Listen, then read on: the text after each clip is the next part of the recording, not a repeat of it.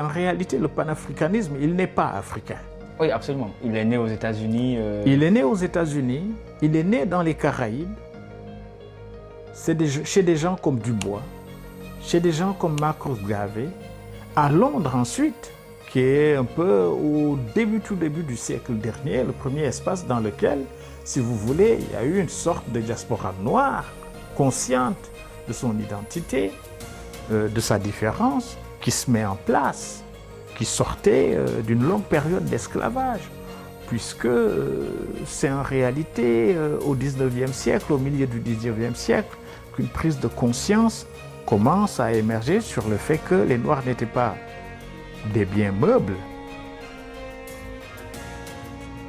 mais des humains comme tous les autres. Voyez-vous, l'Afrique n'est pas seulement le berceau physique de l'humanité. Il est aussi le berceau de la civilisation humaine. Ce n'est pas aux autres de dire si nous sommes assez responsables pour pouvoir conserver ou pas. C'est à nous de le faire, de l'assumer, évidemment dans un cadre d'une solidarité internationale qui est mondiale et qui existe déjà. Est-ce qu'aujourd'hui vous comprenez que chez nous, certaines personnes qui sont présentées ou qui se présentent comme panafricanistes soient décriées?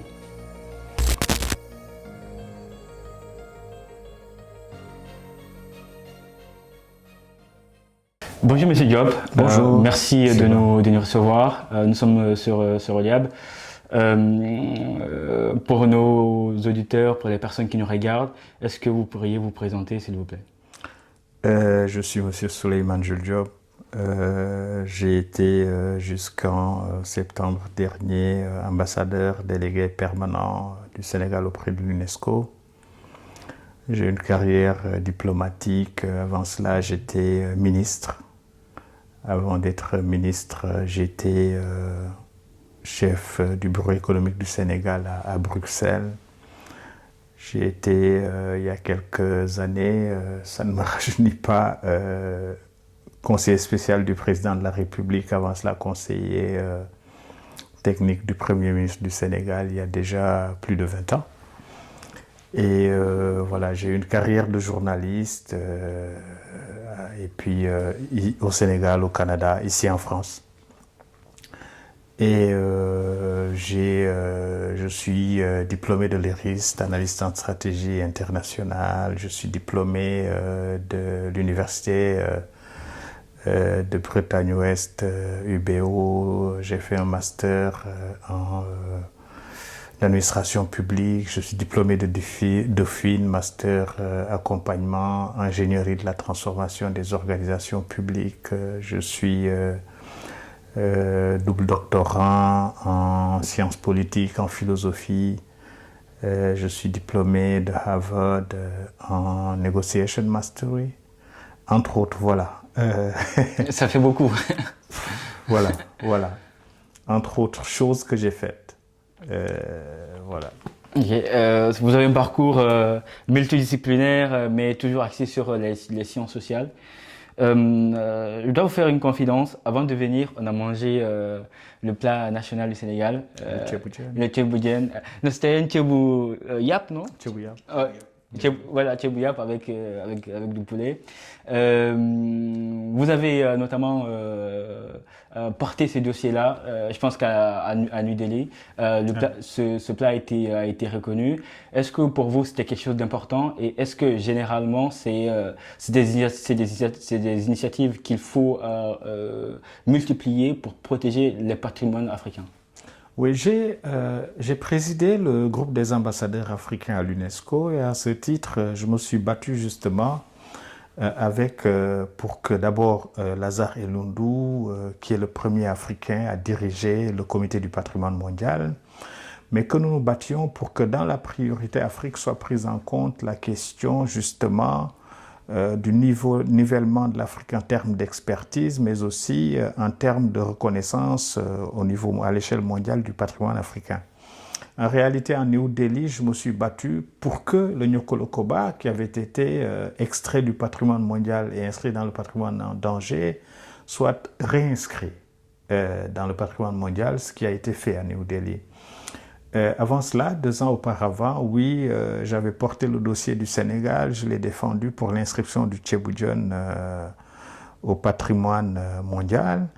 Voilà, mais ça entre, oui, dans le cadre d'un combat général pour d'abord la reconnaissance de la dignité de l'Afrique en termes culturels, c'est très important, mais ça va au-delà. Puisque vous savez aussi qu'il y a d'autres sujets, d'autres matières, comme la question, par exemple, du vol, de la spoliation de tout le patrimoine africain, que ce soit le patrimoine matériel comme le patrimoine immatériel. Voilà, il y a eu une période de la colonisation pendant laquelle l'essentiel du patrimoine africain a été, ou d'une manière ou d'une autre, il y a eu ou des pillages ou un pillage organisé justement pour nous voler le patrimoine que nous avons. Tout ça entre dans ce combat qui est aujourd'hui mené. Madagascar, ils sont en train de se battre. Le Bénin, pareil, pour certains objets liés au roi Béhanzin. Et voilà, nous nous battons dans ce cadre-là. C'est un combat inégal à plusieurs titres parce que parfois, et il faut le dire, la conservation, elle est aussi liée à la question de l'expertise africaine en matière de conservation, okay, mais aussi des moyens en matière de conservation. Et tout ceci entre dans le cadre d'un combat que nous avons mené, que nous continuons à mener pour que, voilà, sur ce plan-là, l'Afrique ne soit pas derrière, mais devant. Okay. Et est-ce que vous comprenez l'argument selon lequel l'Afrique ne dispose pas, en plus de l'expertise, des infrastructures pour accueillir justement les objets ou les œuvres d'art qui étaient récupérées pendant la colonisation? Parce que récemment, l'administration française, c'était l'argument principal. Non. Voilà pourquoi nous sommes battus pour que le Fonds du patrimoine africain, qui est basé en Afrique du Sud, puisse capter une partie des fonds alloués par les États occidentaux à l'Afrique. Mais que ça aille dans la gestion de ce fonds africain, qu'une partie au moins, puisque l'Afrique représente une part importante au sein de l'UNESCO. Nous sommes 52 États. Mais nous n'avons pas fait que cela, nous avons aussi sensibilisé les chefs d'État, les États, sur le fait que nous devons être les premiers acteurs du développement de la culture africaine et qu'à ce titre, il faut veiller à mettre en place des infrastructures dans ce domaine, mais aussi de l'expertise. Les deux vont ensemble. Ce n'est pas seulement une question africaine, vous savez que c'est une question au Moyen-Orient. Quand on bombarde, quand il y a des guerres, le patrimoine est en péril ou le patrimoine est menacé parfois. Vous avez Elmire, vous avez d'autres sites en Syrie, aujourd'hui en Palestine. Le Soudan. Au Soudan, un peu partout, ce n'est pas... mais en Europe aussi, en Ukraine et ailleurs. Ce n'est pas seulement une question africaine, c'est une question mondiale. Et la question de la conservation aussi, bon, moi, je ne suis pas d'accord que souvent on présente les Africains ou comme des irresponsables, incapables de se protéger, de se défendre ou de défendre leurs biens. Je ne suis pas du tout d'accord. Au sortir de la Deuxième Guerre, l'Europe a bénéficié du soutien et de l'aide et parfois de prêts américains pour pouvoir faire face, y compris à des questions préoccupantes, à des préoccupations, y compris la question de la préservation du patrimoine européen. Vous faites référence au plan Marshall? Il y a eu le plan Marshall qui était un plan économique, mais ça allait au-delà. Il y a eu la préservation, la réhabilitation de certains sites, de certaines églises, et tout, un peu partout en Europe. Cet argent-là, il venait d'ailleurs. Aujourd'hui, ce que nous demandons, en raison de 300 ans d'esclavage, en raison de la colonisation et d'une période d'ailleurs qui a suivi la colonisation pendant laquelle les Africains n'ont pas eu le temps de se dresser, de se mettre debout et pendant laquelle, évidemment, les Européens venaient et pour de petits centimes piller le patrimoine africain. Nous avons dit que ça doit cesser et nous voulons aller au-delà. Nous réclamons ce qui nous appartient. Ce n'est pas aux autres de dire si nous sommes assez responsables pour pouvoir conserver ou pas. C'est à nous de le faire, de l'assumer, évidemment dans un cadre d'une solidarité internationale qui est mondiale et qui existe déjà. Quand j'étais à l'UNESCO, nous avons bénéficié de certains moyens pour pouvoir sauvegarder ou réhabiliter certains biens inscrits au patrimoine. C'est le cas de Saint-Louis. Aujourd'hui, par exemple, pour l'île de Gorée, l'État du Sénégal fait d'énormes efforts pour être en avant.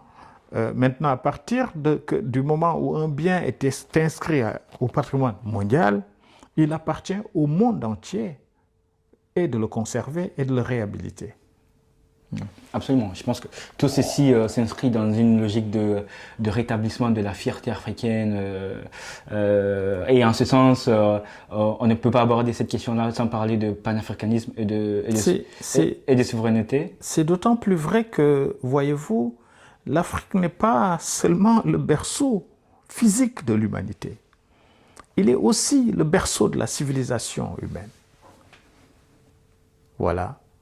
Berceau de la civilisation parce que la première personne a été découverte en Afrique. Mais pas seulement ça. La plus grande civilisation, en tout cas une des plus grandes, reconnue, l'histoire de l'humanité, en réalité, de ce dont nous avons hérité, que ce soit l'écriture, que ce soit après l'algèbre, la géométrie, les pères précurseurs, c'était entre le Soudan et l'Égypte. C'était entre la Nubie antique et l'Égypte. Et donc, nous ne sommes pas seulement porteurs, nous sommes la réserve d'un patrimoine humain que de plus en plus la génétique aide à mieux connaître et à mieux reconnaître. C'est-à-dire qu'aujourd'hui, les Européens admettent même qu'ils ont pour origine l'Afrique. Et c'est une origine récente. C'est-à-dire que sur 2 millions d'années d'évolution de l'espèce humaine, la traversée de la Méditerranée a pris pour moins de 15 000 ans. C'est rien à l'échelle de l'humanité. Et donc, aider à conserver ce patrimoine d'une manière ou d'une autre, c'est aussi pour l'humanité entière garder un pont mémoriel, ce que j'appelle un pont mémoriel avec l'Afrique. Ce n'est pas seulement vis-à-vis de la diaspora noire qui est un peu éparpillés dans le monde. Mais tous les hommes viennent de chez nous, viennent d'Afrique finalement. Et donc nous avons un patrimoine commun qui n'est pas seulement un patrimoine génétique, c'est aussi un patrimoine culturel. Okay. Les hommes ont commencé à faire de l'art, à faire de la culture, à travers les peintures rupestres dans les grottes. Et cela s'est passé quelque part en Afrique, autour de la Namibie, autour de l'Afrique du Sud, autour du Kenya. Et plus récemment encore, on a découvert dans le Sahara, dans l'actuel royaume du Maroc. Et ce patrimoine, il est commun au monde entier. Il n'est pas seulement africain. Absolument, absolument. Et c'est pour ça que je veux faire le parallèle avec le panafricanisme et le souverainisme. Alors, le panafricanisme, pareil, en réalité, le panafricanisme, il n'est pas africain. Oui, absolument. Il est né aux États-Unis. Il est né aux États-Unis, il est né dans les Caraïbes. C'est chez des gens comme Dubois, chez des gens comme Marcus Garvey, à Londres ensuite, qui est un peu au tout début du siècle dernier, le premier espace dans lequel, si vous voulez, il y a eu une sorte de diaspora noire, consciente de son identité, de sa différence, qui se met en place, qui sortait d'une longue période d'esclavage, puisque c'est en réalité au XIXe siècle, au milieu du XIXe siècle, qu'une prise de conscience commence à émerger sur le fait que les Noirs n'étaient pas des biens meubles, mais des humains comme tous les autres. Et évidemment, il y a eu le conscientisme africain par la suite, parce que tous ces gens, tout ceci n'a pas été... voilà, tout ceci a aidé à mobiliser davantage les Africains autour de l'idée, à la fois au plan culturel, idéologique, d'une conscience noire, mais aussi de l'idée que nous devions travailler pour nous réapproprier notre propre histoire. Cette marche, elle a commencé avant la colonisation, elle s'est poursuivie pendant la colonisation, elle a commencé dans les cales des navires marchands, quand les Noirs ont refusé d'être envoyés en Amérique comme des esclaves. Elle s'est poursuivie quand les Noirs, les Cimarrones, ont fui vers les montagnes pour refuser d'être asservis comme des esclaves. Elle s'est poursuivie aussi pendant la colonisation, quand un peu partout en Afrique, en réalité, les Noirs ont résisté, ils se sont battus. Vous ne pouvez pas imaginer que la colonisation, elle a duré finalement moins de 100 ans. Elle a duré quand Lat Dior Diop est tombé, 1886. Elle a duré quand Samori Touré est mort, 1907. C'est comme ça qu'il faut le comprendre. Quand des femmes aussi ont dit non, ont refusé, et l'esclavage et la colonisation. Et donc tout ceci, nous sommes les héritiers de toute cette histoire de refus qui aujourd'hui est portée par d'autres dans l'idée que les vestiges, les restes de la colonisation doivent disparaître en termes de présence militaire, en termes de présence d'anciens comptoirs, devenus de commerce bordelais ou autres, devenus aujourd'hui des filiales de multinationales. C'est ce même refus qui se poursuit en réalité. Absolument. Et est-ce qu'aujourd'hui vous comprenez l'utilisation de, je dirais pas de ce concept, mais d'utilisation de cette fierté-là pour justifier un certain type d'action? Je pense par exemple aux pays où il y a eu récemment des changements de régime ou des coups d'État. Est-ce que pour vous, c'est, comme pourrait prendre le terme d'un certain journaliste, un panafricanisme de pacotille, ou c'est juste pour redonner la souveraineté à des peuples qui en demandent toujours? Écoutez, moi je crois très sincèrement qu'il y a eu autour de cette question de l'arnaque.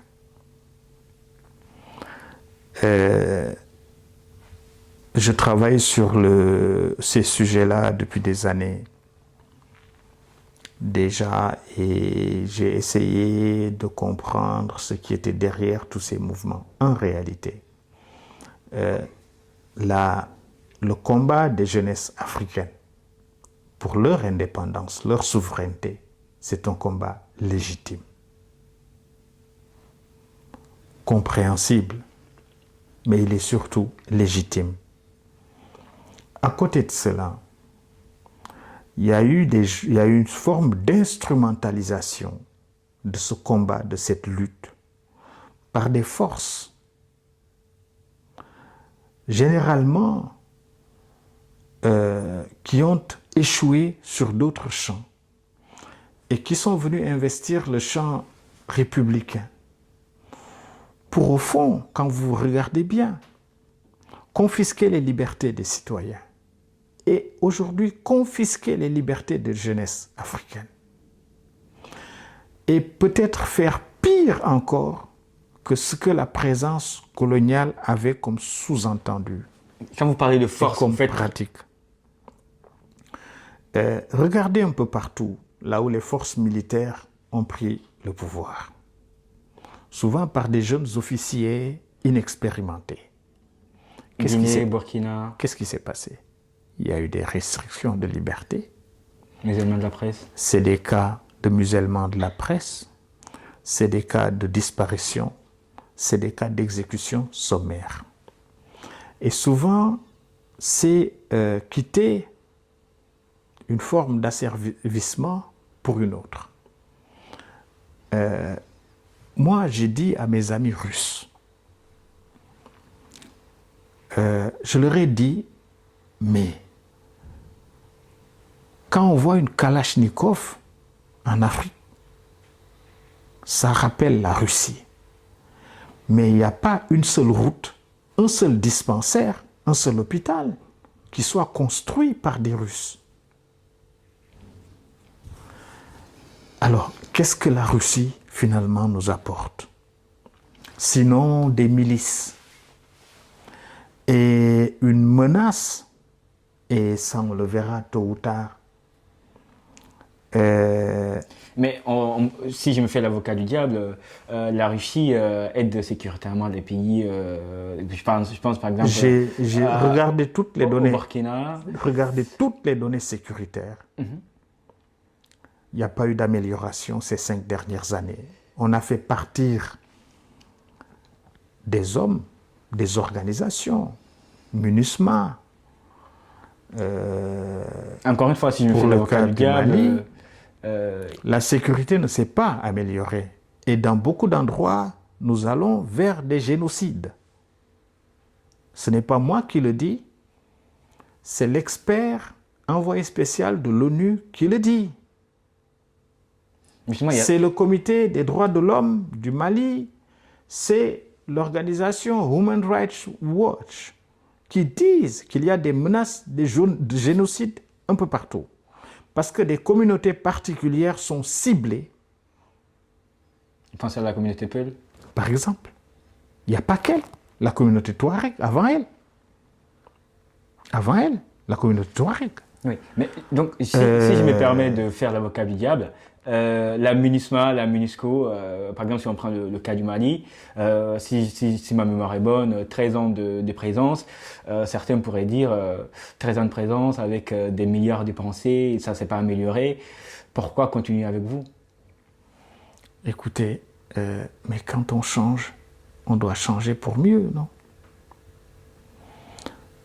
La vérité, et je l'ai rappelé la semaine dernière, ça n'a pas plu à tout le monde, c'est après la déroute de l'armée malienne dans le nord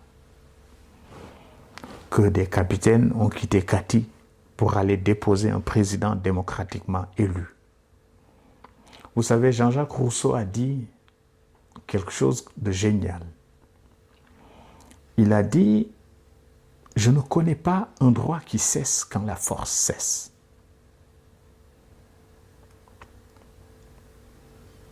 Une vérité, on ne l'impose pas par la force. Ce n'est plus une vérité. Je crois de la même manière que je crois à la souveraineté, je crois au droit souverain des peuples de se choisir leur leader. On ne peut pas confisquer les libertés, dissoudre les partis, s'autoproclamer président comme ça, de rien, ex nihilo et de nulle part. Vous pensez à Assimi Goïta? Par exemple. Mais il n'y a pas que lui, vous le savez. Oui, mais c'est lui qui a quand même clairement... Assimi Goïta, il a pris exemple sur le Niger. Vous ne l'oubliez pas. Avant cela, il y a eu le cas du Tchad. Et bientôt, vous allez voir que le Burkina va copier ces deux modèles. Mais il y a quand même des différences structurelles. Et j'ai dit à quelqu'un que Assimi Goïta a juste ouvert la fenêtre d'Everton et il l'a enfoncée. Et désormais, vous l'avez vu au Togo, vous allez le voir ailleurs, les gens ne vont pas se priver de dire ben, si d'autres l'ont fait, pourquoi pas nous? Que gagne l'Afrique dans cela? Et surtout, et la CEDEAO et l'Union africaine dans tout ça? La CEDEAO a raté plusieurs fois le moyen, l'occasion de se réformer, de changer, d'évoluer vers autre chose. Doit-elle disparaître? Elle s'en est tenue à des... Non. Non, au contraire. Elle est utile, elle est importante, elle doit juste évoluer vers autre chose. Maintenant, moi je crois que c'est aux peuples africains d'assumer leur destin et les Maliens sont en train de le faire. Mais à quel prix? Vous savez, moi je me rappelle de mon cours de philosophie politique de première année avec cette citation de Jean-Jacques Rousseau dans le contrat social qui dit dire qu'un peuple se donne gratuitement, Dire qu'un homme se donne gratuitement, c'est dire une chose absurde et inconcevable. Un tel acte est illégitime et nul par cela seul que celui qui le fait n'est pas dans son bon sens. Il dit dire la même chose de tout un peuple, c'est supposer un peuple de fous. Et il dit la folie ne fait pas droit. Je ne crois pas du tout qu'il y ait un assentiment qui soit fait de manière délibérée et volontaire, si ce n'est par la force. Les peuples africains ne méritent pas ce qui leur arrive, que ce soit au Niger, au Tchad, au Mali, au Burkina ou ailleurs où cela pourrait se produire. Okay. Ce n'est pas la bonne voie. Je suis d'accord pour que nous exprimions notre souverainisme et notre indépendance, mais pas pour une forme d'aliénation intérieure. C'est ce qui s'est passé pendant les indépendances de 60, où les Blancs, les Toubabs sont partis, les colons sont partis, ils ont laissé, pire, des dictatures, et parfois des dictatures militaires. Il n'y a aucune différence, voyez-vous. Il n'y a aucune différence. Est-ce que vous comprenez le fait que certaines personnes qui se décrivent comme panafricanistes soient 1, 2, 3 Est-ce qu'aujourd'hui vous comprenez que chez nous, certaines personnes qui sont présentées ou qui se présentent comme panafricanistes soient décriées? Oui, mais chacun a la liberté d'agir et de se battre pour la cause à laquelle il croit. Ce n'est pas la question. La question, c'est dans l'approche, savoir à partir d'où ils émettent leur discours, qu'est-ce qui motive le discours, et au-delà, à mon avis, la légitimité du discours. C'est-à-dire qu'ils sont les représentants de qui, à partir de quoi et qui les a mandatés à parler. En général, ce sont des bonnes questions à poser. Ensuite, la question de leur indépendance d'action et d'idées à partir des moyens. Comment trouvent-ils les moyens de vivre et de voyager autant? Et enfin, ce qu'on appelle le pouvoir d'expertise. Ils sont formés où? Ils sont spécialistes de quoi? Ils ont quoi comme métier?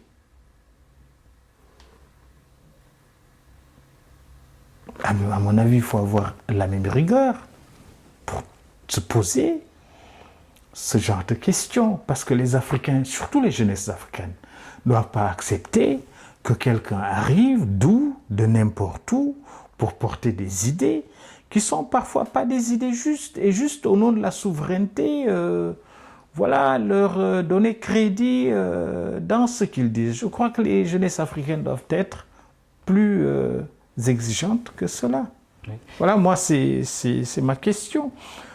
Je vois des gens parler, agir, et j'avoue que parfois, parmi ces débatteurs-là, franchement, il y en a qui foutent plutôt la honte. Pas tous, hein, mais il y en a qui foutent la honte. Vous voulez citer des noms? Juste pour revenir sur le fait que voilà, l'opacité de leur financement ou encore de l'expertise. Quand je prends par exemple l'exemple de Kémy Séba, lui à chaque fois il rappelle j'accepte les financements de tout le monde, mais je le dis publiquement, mais c'est pas parce qu'il me finance qu'il me contrôle ou qu'il contrôle ce que je pense. Oui, mais mon cher, vous savez, la liberté, elle a un prix. Moi, à partir du moment où on accepte soit un financement de l'Iran ou un financement de la Russie, comme je vous dis, on a le droit de se poser la question sur le lieu du discours et la raison du discours et les motivations réelles. Ce sont des questions que les Africains doivent se poser. Okay. Donc vous n'êtes pas très fan de ces personnes? Je suis pour plus de rigueur et d'exigence de la part des Africains. Vous savez, nous avons dans nos pays des taux d'analphabétisme très élevés. Et en général, les gens ne font très peu preuve de discernement quand il s'agit de ce genre de discours ou de personnes. À mon avis, il faut juste plus d'exigences. Les mêmes exigences que nous avons vis-à-vis des Européens qui viennent nous financer, qui viennent nous apporter de l'argent.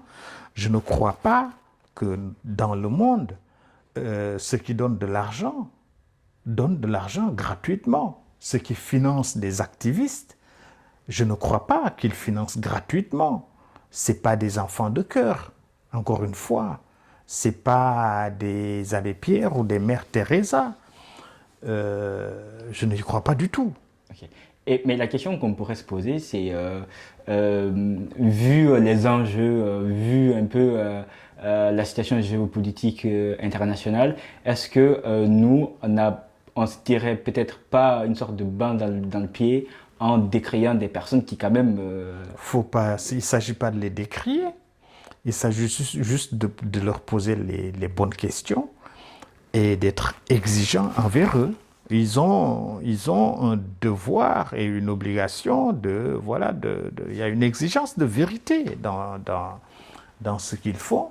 Et le meilleur moyen, et je crois qu'ils sont assez démocrates pour le comprendre, c'est d'interroger un bon philosophe du soupçon. Et est-ce que vous pensez que certains d'entre eux sont présidentiables? Je trouve que ce que Kémy Séba a fait est très bien. Aller affronter le suffrage. C'est une façon aussi de se remettre en question et c'est une façon aussi de s'exposer à la sanction populaire. Je trouve que c'est très bien. Et on va voir les résultats que ça va donner. Très bien dans le sens où vous pensez qu'il se frottera à la réalité du pouvoir ou très bien parce que... Il y a des démarches totalement différentes. L'activité militante n'est pas nécessairement une activité politique. On quitte l'activité militante pour entrer dans l'activité politique à partir du moment où nous venons solliciter des suffrages, quels qu'ils soient. Moi, je n'ai jamais sollicité de suffrage. Je n'ai jamais créé un mouvement, je n'ai jamais créé un parti politique, je n'ai jamais milité. Et je n'ai Politiquement, jamais... vous voulez dire? Oui, et je n'ai jamais sollicité un suffrage. À partir du moment où on vient solliciter un suffrage, on se positionne sur un marché et on formule une offre politique. Et c'est à partir de ce moment que l'on s'expose, c'est-à-dire en disant « je vous fais cette offre, est-ce que vous pouvez l'acheter ou pas ?» Et dépendamment du nombre de gens, évidemment, qui vont venir l'acheter, vous saurez si votre discours est légitime ou si vous-même, vous êtes légitime pour parler au nom de ceux pour qui vous êtes censé vous exprimer. À mon avis, c'est un jeu très intéressant. Mais on quitte un lieu pour un autre. Il faut le comprendre ainsi. Okay. Vu qu'on parle du Bénin, on va rester au Bénin. Est-ce que vous comprenez un peu les accusations récentes de certains pays de l'AES par rapport à toute forme d'ingérence dans la marche normale de leurs affaires? Écoutez, on refuse une ingérence pour en accepter une autre. Encore une fois, on est sur un... Laquelle? On est sur un terrain qui est totalement celui de la subjectivité humaine, de l'action humaine. On dit armée française partez, mais on dit expert russe restez, on dit Wagner restez. Peut-être qu'ils ont besoin d'accompagnement, si je me fais de l'avocat du diable. Oui, mais d'ailleurs, il y en a qui sont restés avec l'Allemagne pour la formation, avec la Suède, avec d'autres pays. Il y a des pays comme l'Allemagne et d'autres pays, je crois qu'il y en a quelques-uns, qui sont restés d'ailleurs, avec qui la coopération en matière de formation des militaires continue. Donc, ce n'est pas un nom catégorique et je l'espère, ce n'est pas un nom définitif. Il y a des pays d'ailleurs qui vont bientôt engager de l'entraînement militaire, des exercices à l'échelle africaine avec les États-Unis. Oui, et justement, vous faites bien de parler des États-Unis. Est-ce que les États-Unis, c'est pas un peu le petit très très malin de la salle de classe qui se fait très discret mais qui bouge des pieds partout? Je pense à la Guinée, il y a des rumeurs qui circulent. En fait, les États-Unis... On pense à la Mauritanie. Les États-Unis ont une position très particulière dans l'histoire de l'humanité. c'est qu'ils ont été une colonie. Britannique. Ils ont été une colonie. Et même s'ils ont envahi des pays, ils n'ont jamais colonisé un pays. Et donc, ils ne sont pas situés dans le même rapport d'historicité avec les pays africains. Au contraire d'ailleurs, après la Deuxième Guerre, les tentatives des pays européens de rester dans certaines colonies ont été contrecarrées par les États-Unis. Voilà, donc, donc nous n'avons pas nos rapports avec d'ailleurs les États-Unis, la Russie et la Chine sont des rapports, je dirais, neutres, qui ne sont pas investis parce que nous n'avons jamais été dans l'histoire dans des rapports de dominant-dominé. En revanche, c'est en Afrique même que la doctrine d'intervention des États-Unis dans le monde a été modifiée. Okay. La doctrine Monroe? Même pas. Je parle de doctrine d'utilisation des armées même. Pas en politique étrangère, mais en matière d'intervention. C'est à partir de ce qui s'est passé en Somalie, du désastre de Mogadiscio, où près d'une vingtaine de militaires américains ont été lynchés par des miliciens. C'était une humiliation, c'était une intervention grave, que de plus en plus les États-Unis ont revu les conditions dans lesquelles ils interviennent dans le monde. Il n'y a pas eu que la Libye qui a traumatisé les Américains, il y a eu aussi, souvenez-vous, quand l'ambassade des États-Unis à Tripoli a été incendiée. Ça a été aussi un moment très compliqué dans l'histoire des interventions américaines dans le monde. Ça n'a pas fondamentalement remis en cause l'impérialisme militaire, la présence américaine, notamment dans le Pacifique, autour de la mer de Chine, mais les États-Unis ont revu les conditions dans lesquelles l'armée américaine pouvait intervenir sur les théâtres d'opération. On parle plus de retrait des Américains. Ils sont en train de le faire en Europe. Trump l'a annoncé. Il semble que les près de 90 000 militaires américains qui sont présents en Europe vont se retirer. Et c'est un changement radical, un changement d'option radical dans l'histoire des États-Unis, comparé à une philosophie, à une dynamique d'intervention qui, elle, date de la Seconde Guerre mondiale, avec une présence dans de nombreux pays, dans le cadre de la guerre froide, ensuite, depuis la guerre de Yougoslavie, avec l'établissement d'une base au Kosovo et en Pologne. Et juste pour ne pas oublier la question, récemment il y a le commandant de l'Africom, si je ne me trompe pas, monsieur Michael Langley, qui a eu des propos un peu qui ont qui ont fait un tour sur la toile par rapport à Ibrahim Traoré, qui est quand même qui est d'ailleurs internationalement soutenu. Est-ce que ça ne prouve pas que les États-Unis veulent quand même avoir une sorte d'autorité ou d'hégémonie de la région? La question n'est pas là. La question est de savoir si ce qu'il a dit est vrai ou faux. À quoi sont utilisés les moyens, les ressources du Burkina Faso? À quoi? À défendre une junte, mais ce n'est pas seulement le Burkina Faso, c'est le cas du Mali, c'est le cas où on utilise des moyens, des forces, mais surtout les ressources minières pour payer pour financer la sécurité de la junte militaire au pouvoir. C'est valable au Mali, où il y a un droit de préemption de Wagner qui va prendre les ressources du Mali, qui va prendre de l'or, d'autres minerais, mais qui a aussi un droit de préemption sur les recettes maliennes, autour de 6 milliards de francs CFA par mois, pour entretenir 800 hommes qui en réalité ne se battent plus. Depuis qu'il y a eu la débâcle du Nord, Wagner ne se bat plus au Mali, il reste dans des blindés, il jette les soldats maliens face aux djihadistes, des soldats chez qui c'est à peu près une proportion d'une arme, d'une Kalachnikov pour 6 soldats maliens. C'est ça la réalité. Et est-ce qu'il a tort de le dire? Je ne crois pas. Il a décrit une réalité. Il a décrit ce qui se passe réellement là-bas.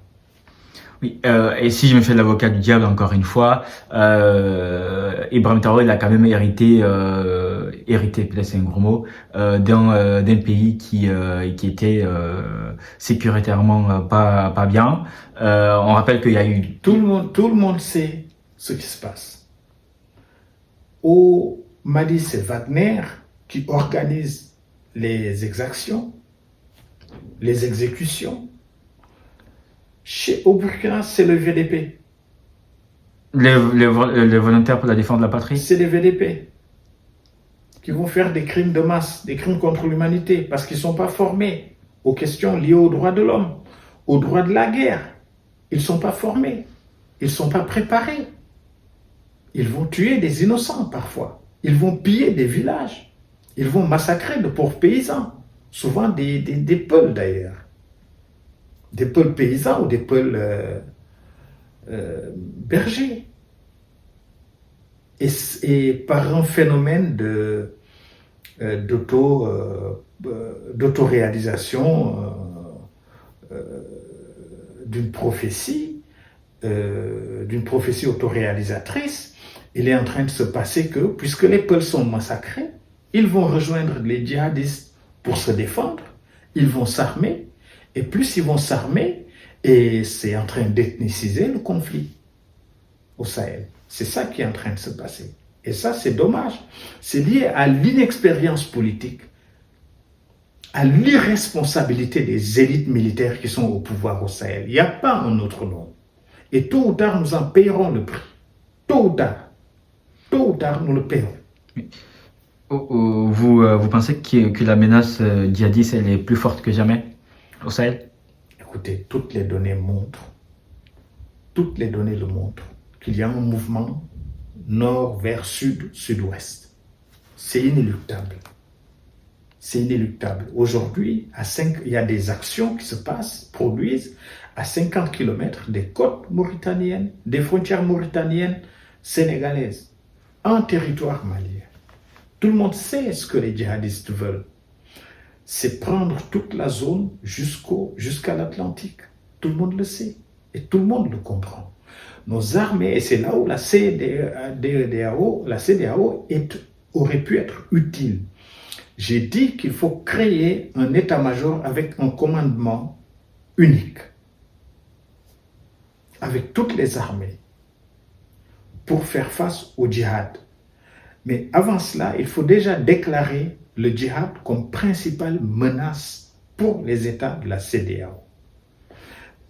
La question du règlement du problème du djihad ne peut pas être un sujet pour seulement 3 pays. C'est impossible. Ils n'en ont pas les moyens. C'est des pays sans moyens. Ce sont les plus pauvres économies du monde.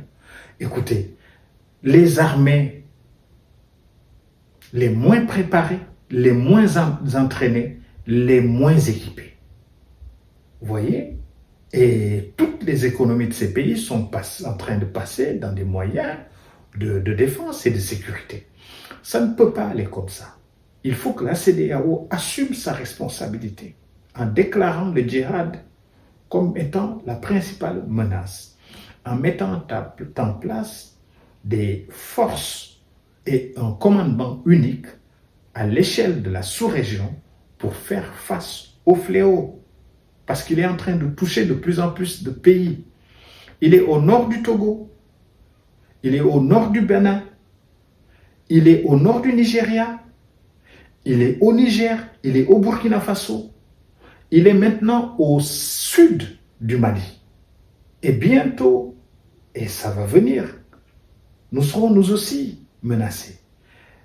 Le Mali fonctionne comme un glacis protecteur. C'est parce que le Mali n'est pas tombé que le Sénégal ne tombe pas. Ou alors nous allons devoir faire face, avec le peu de moyens que nous avons, le peu d'équipement de nos armées, à une déferlante djihadiste qui, elle, s'agrandit et se développe. Vous avez vu les prises qui ont été faites lors de l'attaque d'un cantonnement béninois. C'est des drones, c'est des munitions, énormément de munitions, et ce sont des armes de guerre sophistiquées. Et ce sont des moyens mobiles, logistiques, de combat. L'Afrique de l'Ouest ne peut pas regarder et dire, bon, AES, ils veulent assurer la sécurité, ils vont le faire. Ils ne le feront pas, ils ne le peuvent pas. Et les événements sont en train de montrer qu'ils ne le peuvent pas. Et ne serait-ce que pour le moyen, pour l'anticipation des actions, les moyens satellites de surveillance, nous avons besoin des Occidentaux. Les Russes n'ont pas ces moyens. Les Russes n'ont pas ces moyens. Face à toutes ces situations, est-ce que il est grand temps de relancer les débats sur les États-Unis d'Afrique avec une armée commune, une monnaie commune, une culture commune? Il y a déjà une force, ce qu'on appelle, il y a une force en attente de la CEDEAO. Elle a très peu de moyens. Elle n'a pas quasiment de moyens. On ne peut pas la mobiliser. Elle est paralysée. Il y a à l'échelle africaine des expériences qui existent déjà au Darfour et ailleurs, avec souvent, en réalité, les forces des puissances sous-régionales. C'est le cas du Rwanda au Mozambique, c'est le cas de l'Éthiopie au Darfour. Il y a quelques pays qui sont capables de mobiliser des armées. Tous les pays ne le peuvent pas. Donc, la question, encore une fois, c'est une question et de logistique et de stratégie à mettre en place. Mais les deux manquent chez les Africains. Regardez aujourd'hui les rapports que le Mali entretient avec l'Algérie. Justement, on allait y venir. L'Algérie a toujours été un allié historique du Mali. Mais nous sommes en train de subir les contre-coups des conflits, des positionnements géopolitiques entre le Maroc et l'Algérie au sud du Sahara. Justement sur la marocanité au nom du Sahara. Okay. Ni l'un ni l'autre en réalité ne sont là pour les intérêts de l'Afrique. En réalité, ils sont là pour leurs propres intérêts. Est-ce que le Maroc, en tout cas les derniers mouvements stratégiques du Maroc n'indiqueraient pas que voilà, ils veulent jouer il va avoir une influence quand même géopolitique sur l'Afrique de l'Ouest, parce qu'ils ont ouvert plusieurs ports, je pense, aux pays de l'AES qui sont enclavés, et récemment ils ont reçu les trois ministres des Affaires étrangères. Est-ce que c'est pas une sorte de soft power qu'on construit au Maroc? Le Maroc veut prendre la place de l'Algérie au plan géostratégique. Maintenant, au plan économique, il a apparemment déjà gagné la guerre. Même si on voit une arrivée de certaines banques algériennes, l'Algérie veut se faire une place. L'Algérie avait une place historique qu'elle a perdue. Le Maroc aujourd'hui, grâce au dynamisme de son économie, de ses hommes d'affaires, mais aussi de son roi, est en train, sur le plan économique en tout cas, de gagner cette bataille. Mais encore une fois, il s'agit d'un jeu d'influence. Ce n'est pas parce qu'ils aiment les Africains. Donc, le moment est venu pour les Africains d'assumer, les États africains eux-mêmes, d'assumer leur rôle et leur place historique. Le Sénégal est en train d'essayer quelque chose que je trouve très bien, c'est d'essayer de poursuivre et de garder la coopération avec les États de l'AES. Le ministre des Forces armées est allé au Mali et récemment les deux pays ont signé des accords, notamment de manœuvres communes à la frontière entre les deux pays. Le ministre des Forces armées du Sénégal était avant-hier au Niger et j'imagine que c'est toujours dans le cadre de la coopération, surtout dans le domaine du renseignement, pour l'anticipation. Mais moi, je ne crois pas que la solution va venir du Maghreb ou d'ailleurs. Mais, encore une fois, nous avons besoin de l'aide de tout le monde. Là, la question du djihad est une question globale, où il faut une coopération globale. Ça ne peut pas être l'affaire de 3 pays, c'est impossible. Et 3 des pays les plus pauvres au monde. Parmi les 10 les plus pauvres au monde. Avant une dernière question, est-ce que vous suivez un peu la situation en Guinée avec le général Mamadi Doumbouya? Qu'est-ce que vous en pensez? Écoutez, moi je connaissais un peu Condé. C'était un personnage fantasque. Je le connaissais un peu. Je suis allé plusieurs fois en Guinée, quand j'étais secrétaire d'État au Sénégal et de l'extérieur. Quand j'étais membre du gouvernement, j'ai été là-bas. Même pendant Covid, j'y suis allé 2 fois. Et je l'ai vu un peu agir. C'était un personnage fantasque, bizarre. C'est pas très gentil. Non, il est comme ça. Maintenant, quand Doumbouya est venu, il a suscité un sentiment paradoxal. D'un retour, d'un souvenir très désagréable des armées dans l'espace politique guinéen. Vous pensez à Conté? Depuis Diarra Traoré, Lansana Conté, Lansana Conté, fumeur de camélia, Dadis Camara, qui d'ailleurs a été gracié récemment. Expert allemand, avec ses Daddy Show, et paradoxalement un certain espoir pour les Guinéens qui se sont dit peut-être qu'il y a un espoir de changement. Et je trouve que ce qu'il a fait au plan économique, au plan des réalisations, est très bien. C'est au niveau politique que j'attends qu'il procède à la libéralisation de l'espace politique. C'est-à-dire?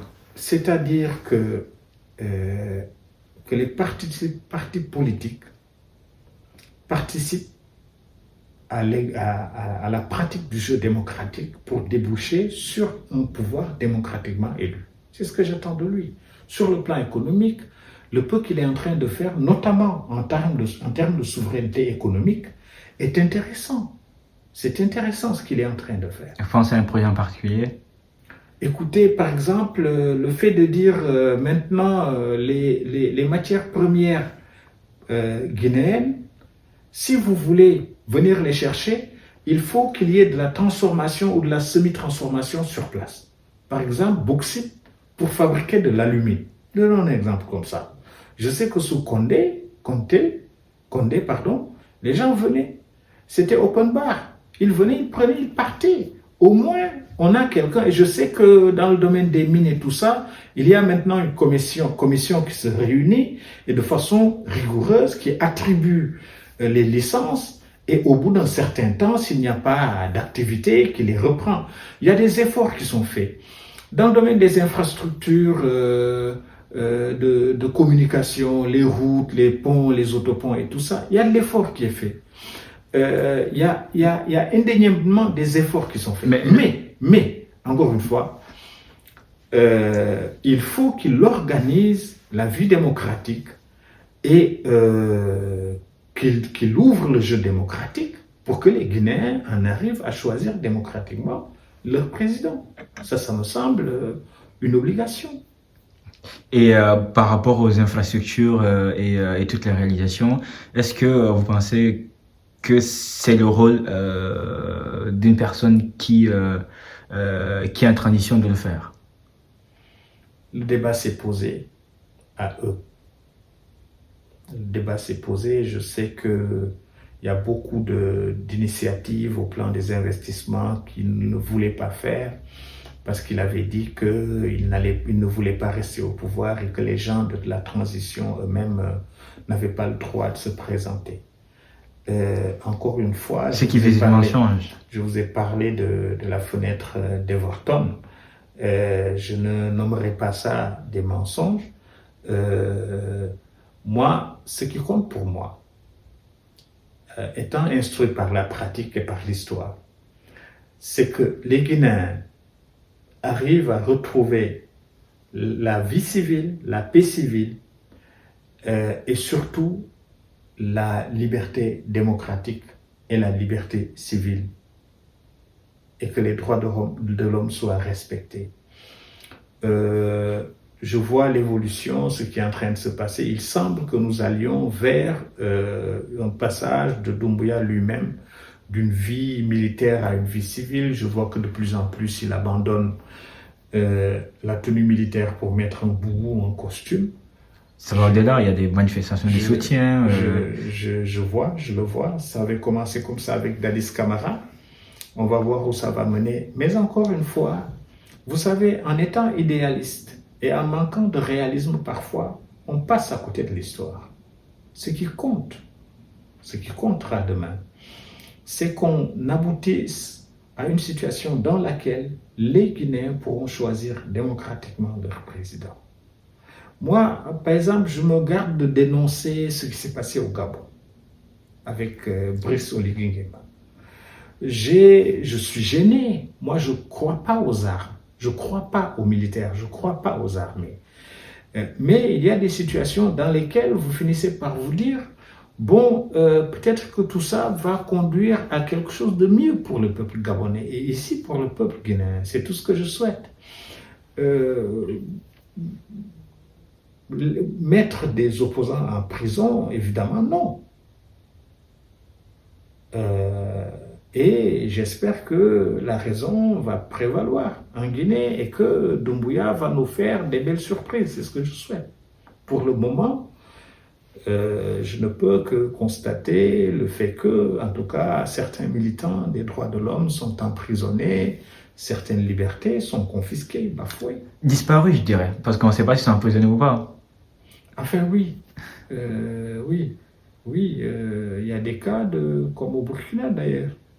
Il y a récemment, depuis 8 mois d'ailleurs, il y a Bassolé, un opposant qui s'appelle Bassolé, qui a fui et sa fille a disparu. C'est comme si on l'avait arrêté pour, voilà, qu'elle serve de monnaie d'échange, je ne sais pas. Mais il y a des choses inquiétantes qui se passent en Afrique de l'Ouest. Pour conclure, j'ai une question. Est-ce que l'année 2025, avec tous ces enjeux, quand je pense à la Côte d'Ivoire, avec les échanges qui viennent, je vais pas aborder le cas qui viennent, je pense au Burkina, je pense au Mali, je pense à tous les pays qui aujourd'hui sont à un moment décisif de leur histoire. Est-ce que l'année 2025 pourrait être comparable aux années 50-60? Moi, je suis très pessimiste pour ce qui concerne l'Afrique de l'Ouest. Très pessimiste. Je crois que dans l'ensemble, en dehors de quelques îlots démocratiques comme le Sénégal, comme le Cap-Vert, il se passera très peu d'avancées, et même la Côte d'Ivoire présente un profil assez inquiétant, où l'essentiel des opposants ont été exclus du processus démocratique. C'est très inquiétant. Donc, quand vous voyez bien en dehors du Sénégal et du Cap-Vert, en Guinée, où le président a d'abord décidé qu'il ne se présentait pas, puis il a décidé de se présenter, en dehors donc du Sénégal et du Cap-Vert, il y a très très peu d'exemples. Vous voyez au Togo ce qui s'est passé, une pirouette qui permet au président de la République de devenir président du Conseil. Au Bénin, le président de la République Talon a décidé qu'il ne se présentait pas, mais il n'a pas dit clairement comment le processus de changement de régime allait se passer. On a déjà vu des situations comme ça. On a vu la situation en Guinée-Bissau avec Embalo. On l'a vu en 2020 avec Alassane Ouattara qui avait dit. Donc, est-ce que on peut Chez Talon, non, il n'y a pas de retour possible, mais la question de son remplaçant se pose. En 2020 avec Alassane, c'était la même chose. Non, Talon, ce n'est pas possible. Mais en revanche, qui va le remplacer, il faut espérer qu'il ne va pas imposer un successeur au Bénin. C'est ça qu'il faut souhaiter. Peut-être qu'il peut faire appel à Kémy Séba, on ne sait pas. Ok, en tout cas, merci beaucoup pour toutes ces réactions. Nous avons été très heureux de vous accueillir. Moi aussi. Merci.